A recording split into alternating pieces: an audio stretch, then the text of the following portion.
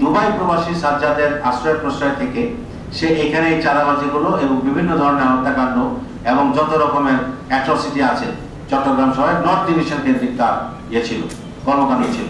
তো আমরা বেশ কয়েকবার তাকে গ্রেফতার করার চেষ্টা করেছি। মাঝখানে একবার বাইজিদ এলাকায় তাকে গ্রেফতার করার অভিযান পরিচালনা করা হয়। আমাদের তৎকালীন ডিসি নর্থ, বর্তমানে ডিসি হেডকোয়ার্টার জনাব ফয়সাল, সেই অপারেশন এবং এখানে এডিসি নর্থ আছে জাহাঙ্গীর, তারা এই দুজন সহ তাদের আমাদের সংশ্লিষ্ট ওসিরা সহ সেখানে রেড করে এবং এত বড় দুর্ধর্ষ সেই সন্ত্রাসী সে 5 তলার ছাদ থেকে আরেক ছাদে জাম্প করে সে চলে গেছে গুলি করে। আবার এখানে আবার এক দারোয়ান আহত হয়েছে, আমার যে সোর্স ছিল সেও আহত হয়েছে। এই ধরনের সন্ত্রাসী এই সাজ্জাদ ভিডিওতে লাইভে এসে এই বাইজিদ থানার ওসিকে প্রকাশ্য দিবালোকে লাঞ্ছিত করার হুমকি দেয়।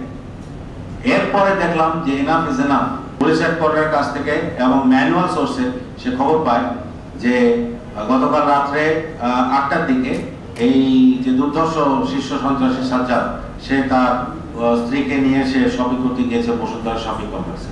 সিএমপির একটা টিম আগে থেকেই ওর সাথে ঢাকায় অবস্থান করছিল। তখনই তারা ওইখানে বসুন্ধরা শপিং কমপ্লেক্সে গিয়ে তাকে গ্রেফতার করে।